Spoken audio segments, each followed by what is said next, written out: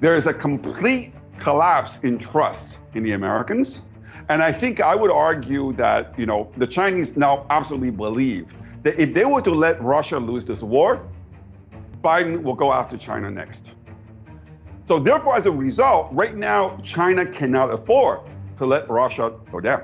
I would argue what happened 2 weeks ago, to the extent China didn't announce to the world that we chose basically Russia, but action speaks louder than words. To me, what happened 2 weeks ago is about the most bullish gold basic development that you can think of that happened in the last 10 years.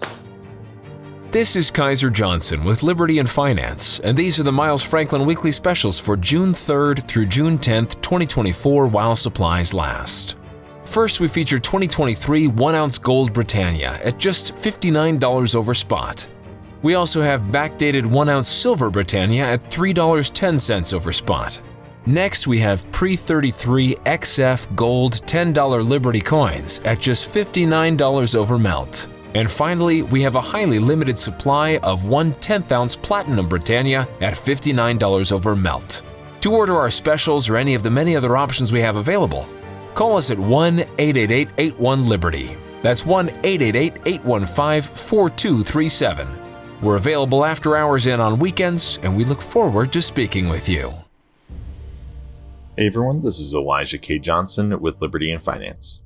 And back with us today is our good friend David Woo from davidwounbound.com. David, thank you so much for joining us today. Thanks for having me. Well, it's great to have you today. We're seeing a lot of things happening in the US and around the world that we'd like to talk about. First off, I know that this last week, we saw the conviction of a major presidential candidate. This is the only time a former president has ever been convicted. Your take on what this means and also kind of what this shows to the rest of the world of the state that the U.S. is in right now. I think, listen, I have to say I was very disappointed, deeply disappointed, Alan Dershowitz already said. I think a lot has already been said, so I don't know if I'm going to add anything new. But I think clearly the fact that the jury decided to convict Trump on all 34 counts in the space of just 24 hours, it's just unbelievable. It's a pretty complex issue, and you could argue, and moreover, this case has a lot of loose ends. For anybody to be able to make up their mind in such a short period of time, and in such a conclusive way, in an all-sweeping manner, I think this really does speak to the fact that, there's something seriously wrong with our democracy. And I think that's probably how the world saw it. And I think from that point of view, I think the question really is, if we want to basically put it in a way that is apolitical, is what does it really mean for the U.S. economy, and what does it mean for the financial markets? This is what I really care about at the end of the day. And I think, this is actually very interesting, because if you think about this, right? This, S&P 500 is up more than 10% year to date, which makes 2024 the best performing year for S&P 500 year for an election year since 1972. And I'm not just talking about by a small margin, it's by a huge margin. Now, we can sit here and talk about why is it that the market seems completely impervious to the fact that we're in the middle of an election year, arguably the most important election, the most contentious election in the last 100 years.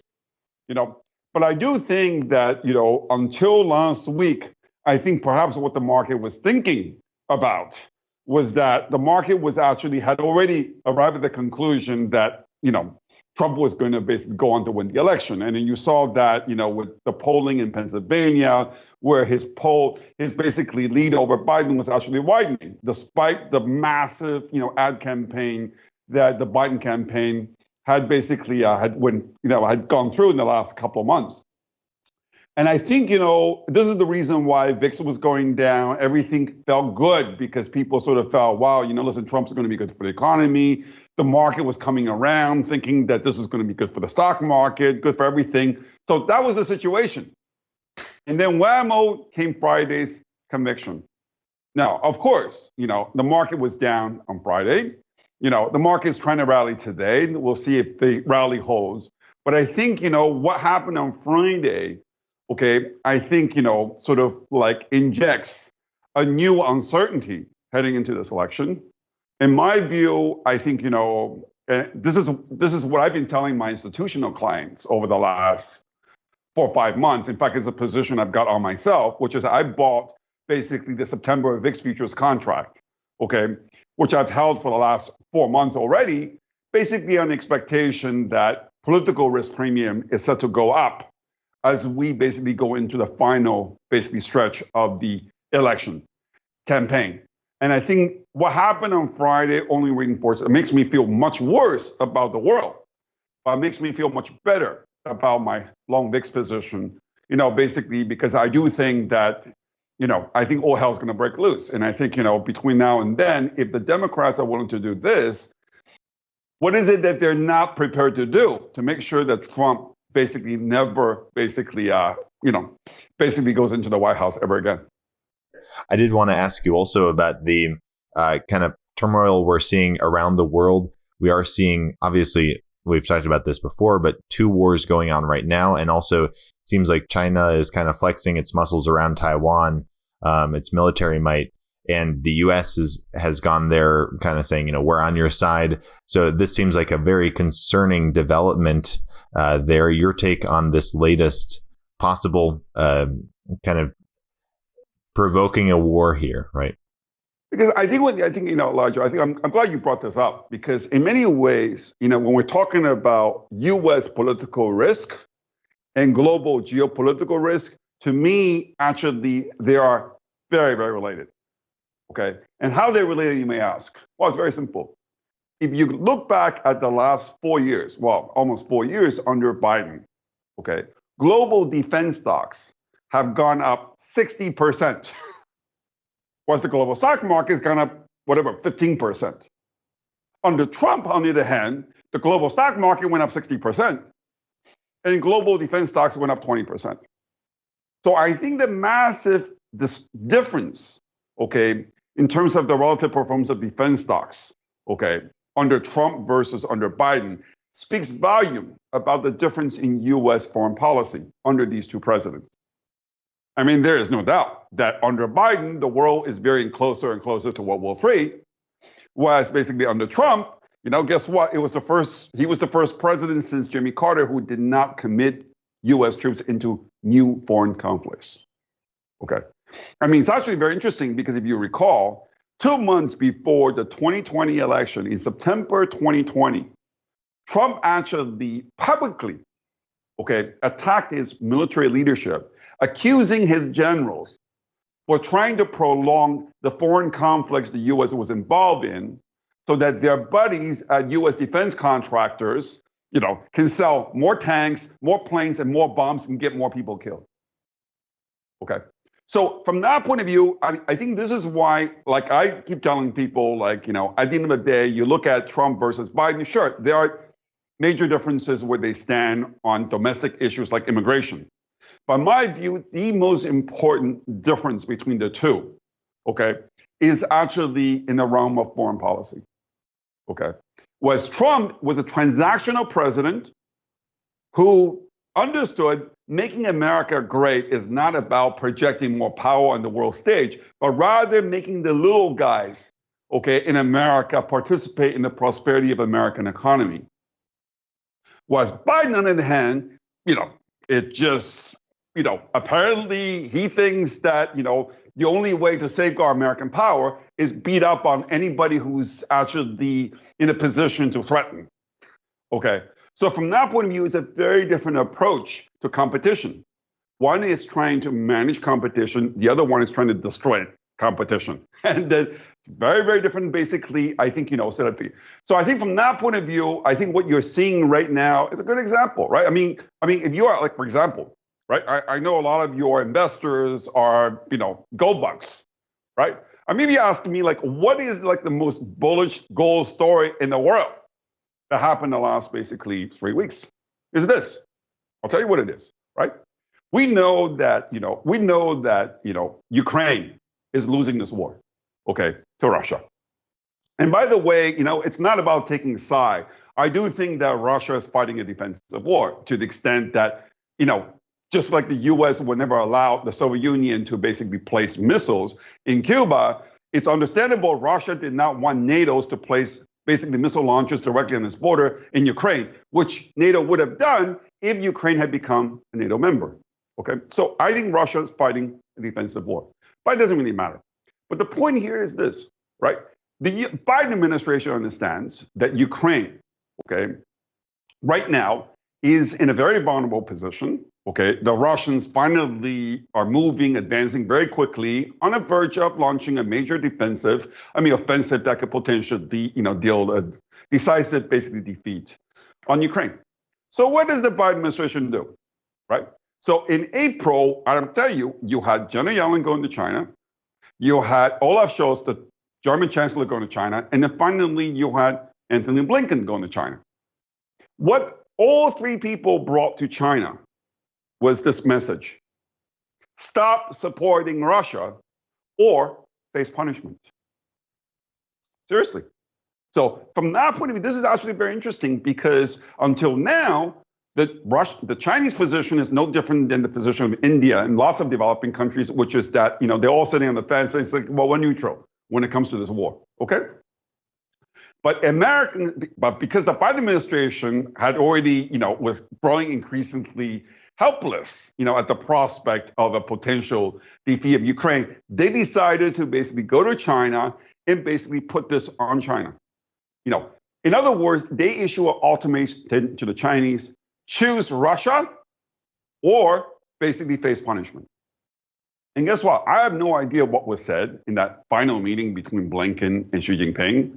All I know is this: the next week, when Putin landed in the same day that Putin landed in Beijing, guess what? The U.S. rolled out massive, basically, tariffs on Chinese EVs, on Chinese batteries, on Chinese, basically, solar panels. I think that the fact that these two things happened at the same time tells you exactly what China's answer was to the U.S. demand, which is, screw you. Okay. It was very clear that when push comes to shove, when China had to basically choose between Russia and punishment, China chose punishment. Okay. And I think, I think you might say, well, what was the reason? I think it's very simple. What we do know from the transcript that was released by the Chinese after Xi Jinping's meeting with Anthony Blinken, Xi Jinping actually said, you know what, you Americans, you say one thing and you do something else. There is a complete collapse in trust in the Americans. And I think I would argue that, the Chinese now absolutely believe that if they were to let Russia lose this war, Biden will go after China next. So therefore, as a result, right now, China cannot afford to let Russia go down. And this is why I think, ironically, I've always said this, under Trump, okay, Russia and China kept their distance. Okay. Every time Trump talked about Xi Jinping, he said, well, Xi Jinping's a great man, he's my best friend. Every time Trump talked about Putin, he said, well, Putin is a great man, he's my best friend. As a result, China and Russia basically stay as far away from each other as possible, because they didn't want to basically annoy Trump. Biden came in and immediately presided a shotgun wedding between China and Russia by pushing basically Russia into the arms of China. Now, what is interesting is that, but nevertheless, the reason why I'm saying this is very bullish gold is because, as I said, 2 weeks ago, okay, China basically made it very clear to the whole world that China chose Russia. Now, what does that mean? Now, again, if Biden somehow is reelected, that means this polarizing world is going to get even more polarized. That means that now the U.S. is imposing tariffs on Chinese exports. And by the way, the Deputy Secretary of U.S. Treasury is in Europe this week, trying to pressure Europeans to join the trade war against China. Okay? So from that point of view, if Biden gets reelected, the situation is going to get even worse, which means that the Chinese are going to start to think, well, listen, the way things are going right now, the total sanctions that the U.S. had imposed on Russia, we could be next. They can freeze our reserves. So they're going to accelerate even further, even more quickly, the diversification of dollar into gold. So I would argue, if you're a gold basically bug, I would argue what happened 2 weeks ago, to the extent China didn't announce to the world that we chose basically Russia, but action speaks louder than words. To me, what happened 2 weeks ago is about the most bullish gold basic development that you can think of that happened in the last 10 years. It's interesting because we're seeing these escalating geopolitical tensions and just marching closer and closer to World War III. But we see, for example, the oil price not really moving much. It's going down. We're seeing gold. Obviously, it's risen in the last few months, but it pulled back last week. So your perspective on these market movements that seem, at least on the surface, counterintuitive.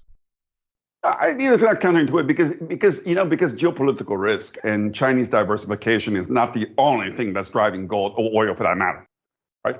I mean, what is driving oil is basically geopolitical risk in the Middle East, which has nothing to do with China or Russia, by the way, right? I mean, basically, you saw, like I live in Israel, okay? Biden is selling Israel down the goddamn toilet. And I think I mentioned that maybe the last time I was on your show. Because if you actually look at what Biden just rolled out, oil had already gone up last week, and then wham, on Friday, it collapsed. Went down 2 points because what? Biden has adopted, okay, basically a ceasefire proposal of Hamas. Biden is now saying that he's in favor of a permanent ceasefire. What does a permanent ceasefire mean? That means that Hamas will be allowed to basically survive. That means that Hamas actually, in the end, will reap the rewards of what they did on October 7th. Why? Because Biden does not want, Israel to go into Rafah in fear that Iran might retaliate, in fear that he might come under more pressure from U.S. Congress to actually start implementing the sanctions on Iranian oil export. Because Biden knows if oil price were to go up to, let's say, even $90 or $100 a barrel, he's toast. Okay. So from that point of view, again, oil market understands that very, very well. Okay, that the U.S. right now is threatening to withhold military support to Israel. I'm not talking about U.S. Congress. I'm talking about Biden. Biden, has handed $50 billion over to the Iranians. I would argue that Biden has blood on his hand to the extent that in the end is with the money that the U.S., basically, let's put it this way. If Biden had kept enforcing the oil sanctions, Iran wouldn't have had the extra $50 billion that it came into to basically divert some of it to Hamas to basically launch the attack on basically Israel. So from that point, and now Biden is trying to sell Israel down the toilet. So far, Israel, this is the reason why Israel hasn't really gone into Rafah. They just, instead of sending 2 divisions in there, they got 5 battalions there, just basically trying to secure the Philadelphia corridor, which is the border between Israel and Gaza and basically Egypt. So again, that's why the oil story is a very different thing. It's actually arguably, that's what it is the election consideration. That's why I was telling you that political risk and geopolitical risk are very, very much intertwined right now. The U.S. elections is the reason why oil prices are basically being, essentially held back. Because the U.S. administration not only is turning a blind eye, but think about this, right? U.S. Congress last month passed a new bill that was signed into law by Biden himself to increase sanctions on Iranian oil export. But guess what? Biden was able to negotiate a 6-month window before he has to report back to Congress about the progress of the sanctions. Guess what? They haven't done anything. They haven't even basically begun to implement basically the enforcement of the previous sanctions introduced by basically under Trump, let alone any new sanctions. That's the reality.